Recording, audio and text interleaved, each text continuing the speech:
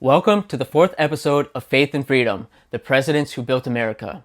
This year, 2026, celebrates the 250th anniversary of the Declaration of Independence, a testament to the enduring spirit of a nation founded on principles that have withstood time, trials, and transformation. In this weekly series, we pay tribute to the positive accomplishments of each president, examining their leadership through the enduring light of biblical truth and the founding ideals of balanced government, personal liberty, and communal virtue. Last week, we examined Thomas Jefferson, the visionary who expanded the nation's horizons through bold exploration and intellectual pursuit. Today, we focus on his successor and close collaborator, James Madison, the father of the Constitution, who navigated the War of 1812, fortified the federal unity, and championed amendments that protected individual rights, ensuring the Republic's survival in its adolescent stage. So if you're interested, if you're curious, stick around and let's dive in.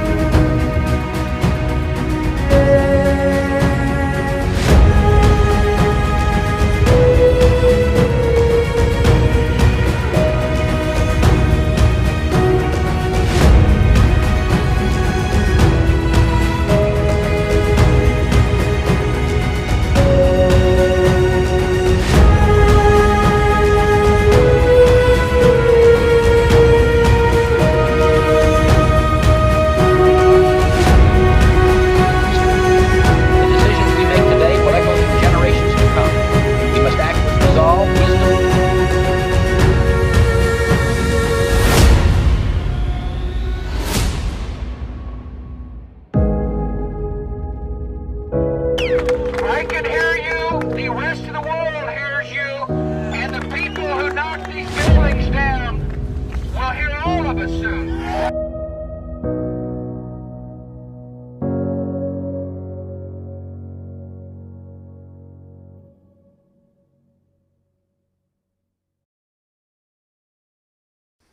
James Madison was born in 1751 in Port Conway, Virginia. The eldest of 12 children in a prosperous planter family, his parents James Sr. and Nellie Madison provided a nurturing environment steeped in Anglican faith and classical education.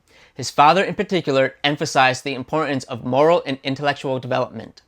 Madison himself later reflected on the role of religion in society, writing in his 1785 Memorial and Remonstrance against religious assessments. He says, "Before any man can be considered as a member of civil society, he must be considered as a subject of the governor of the universe." This early acknowledgement of a divine sovereignty shaped his worldview. Despite frail health in his youth, Madison pursued rigorous studies at the College of New Jersey, which is today now called Princeton. He graduated in just 2 short years with a profound grasp of history, philosophy, and theology.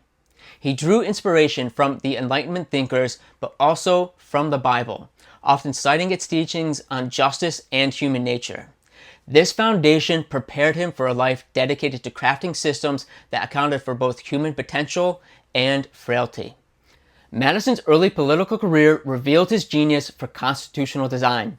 As a delegate to the Continental Congress during the Revolution, he advocated for a stronger central authority amid the weaknesses of the Articles of Confederation. His pivotal role in the Virginia Plan laid the groundwork for the Constitutional Convention of 1787, where he earned the moniker as the father of the Constitution. Madison's notes from this convention remain our primary record for those debates, showcasing his dedication to the system that distributes power to prevent tyranny. He believed deeply in the need for moral underpinnings in governments. Stating in a letter to William Bradford in 1774, it says, "If the Christian religion, as I believe, is the basis of all true morality, then the diffusion of Christian knowledge must be the basis of all true education." This conviction drove his efforts to create a framework where virtue could flourish without coercion. Now, let us explore Madison's four principal accomplishments during his presidency from 1809 to 1817, each one reinforcing the young nation's stability and setting precedents for resilience. First, Madison led the United States through the War of 1812. This war is often called America's Second War of Independence. Facing British imprisonment of sailors, trade restrictions, and incursions on the frontier, Madison declared war in June of 1812 despite internal divisions. Though the conflict brought hardships, including the burning of Washington, D.C., Madison's steady hand rallied the nation. He appointed capable generals like Andrew Jackson, whose victory at New Orleans boosted morale. The Treaty of Ghent in 1814 ended the war on favorable terms, preserving American sovereignty. Madison himself framed the struggle in terms of divine favor, writing in his 1813 proclamation for a day of prayer, saying, "It is for blessings so graciously bestowed, for mercies so liberally dispensed, that we are bound to offer up sincere and reverent thanksgiving to the great Creator and Ruler of the universe." His call for national humility and reliance on God mirrored the biblical story of David facing Goliath, trusting in divine deliverance as in Psalms 33, where it says, "The king is not saved by his great army, a warrior is not delivered by his great strength." Because Madison navigated this trial with faith-guided resolve, America emerged with renewed national identity and respect on the world stage. Second, Madison championed the recharter of the Bank of the United States in 1816, recognizing the need for stable finance after the war's economic strains. Initially, he was opposed to the bank on constitutional grounds, but Madison evolved his view based on practical necessity, approving its 20-year charter, managing debt and currency. He articulated this shift in his message to Congress, emphasizing that experience of the late war demonstrated the bank's utility in supporting the nation's fiscal health. This decision aligned with the founding ideal of flexible government that promoted commerce and stability, drawing from biblical principles of wise stewardship. Madison saw economic order as essential to moral society, noting in an 1829 letter, "The belief in a God, all-powerful, wise, and good, is so essential to a moral order of the world and to the happiness of man." By establishing fiscal order, Madison laid the foundation for America's economic expansion, enabling the growth that would fuel the Industrial Revolution.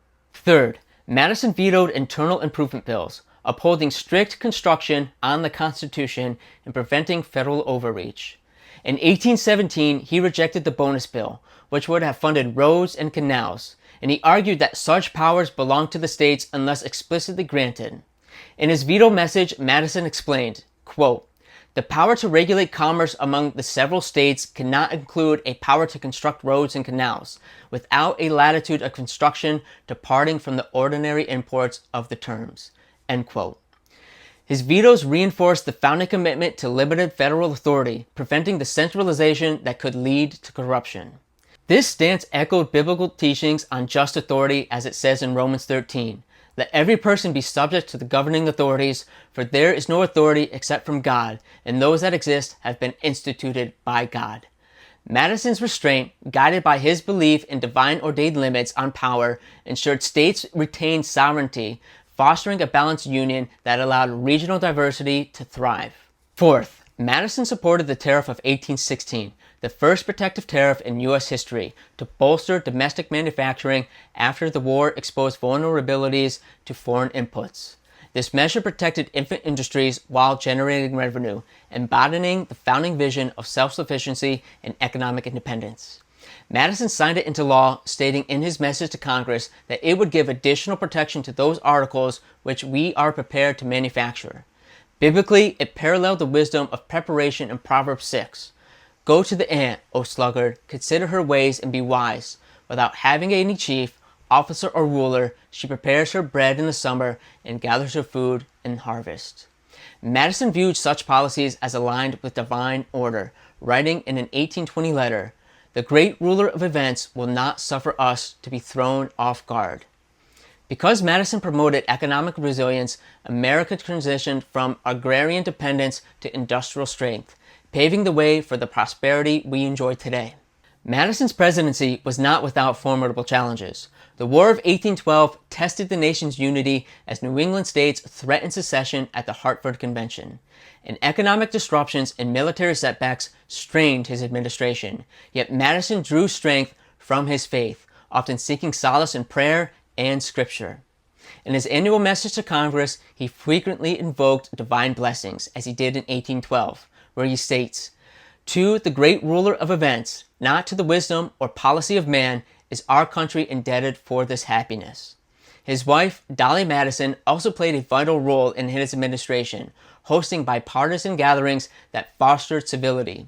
Through these trials, Madison modeled the founding virtue of resilience, turning adversity into opportunity for national maturation. So how does James Madison's accomplishments impact us today in 2026?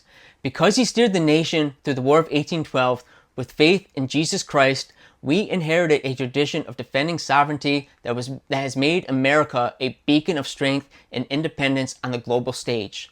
Because he recharted the national bank to promote moral economic order, we benefit from a stable financial system that supports innovation and growth, essential to our economy's resilience in times of crisis.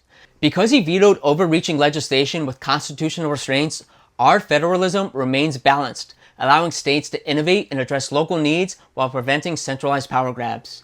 And because he enacted protective tariffs, we enjoy a legacy of economic self-reliance that has fueled America's rise as a manufacturing and technological powerhouse.